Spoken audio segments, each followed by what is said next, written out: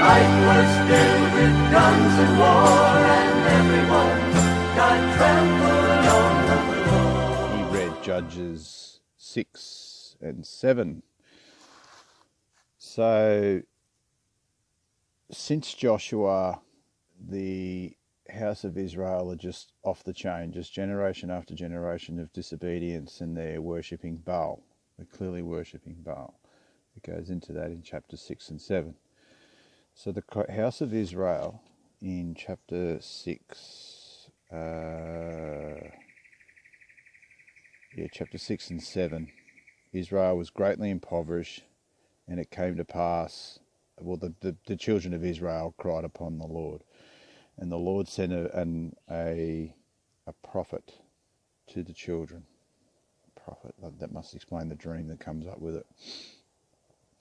But sent a prophet and said, I've taken you out of Egypt and I've done all these great things, and all you've done is just not believe me and reject me.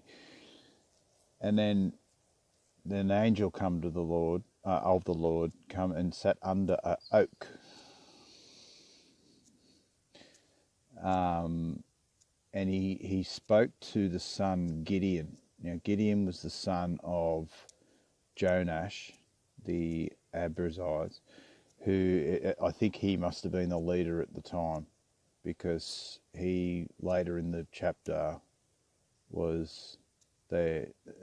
There's great controversy because of what Gideon does. So the Lord speaks to Gideon and tells him what to do, and he basically tells him to take down the statue, the big Baal statue that they're all worshipping in, I think it's the Midianites, it's one of the tribes.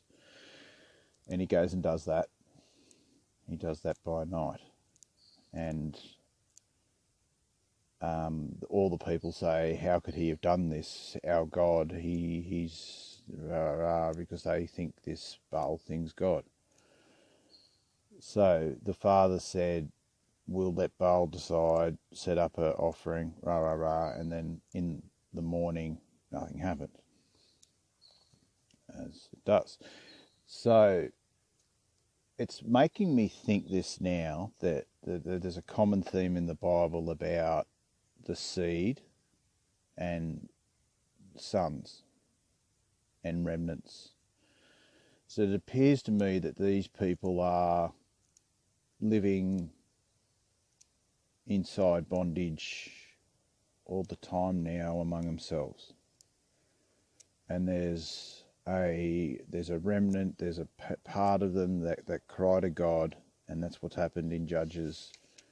Back over here in Judges 6:7, and it came to pass when the children of Israel cried unto the Lord because of the Midianites.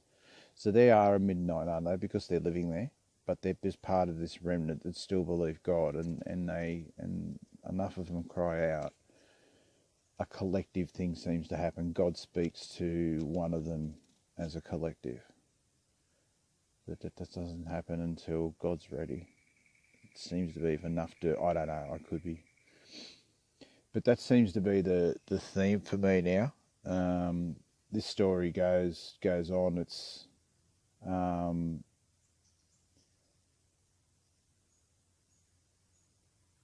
it tells about like the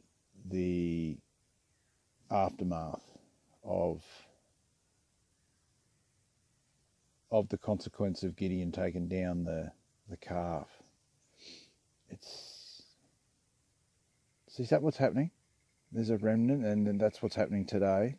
There's some of us who we're just living in completely the wrong system. We're just living in the wrong realm, the wrong place.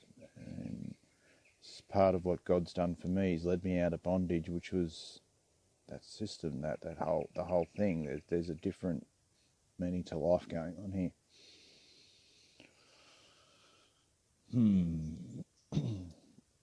So he's just revealed all this stuff to me, so it's got to be for a reason, right?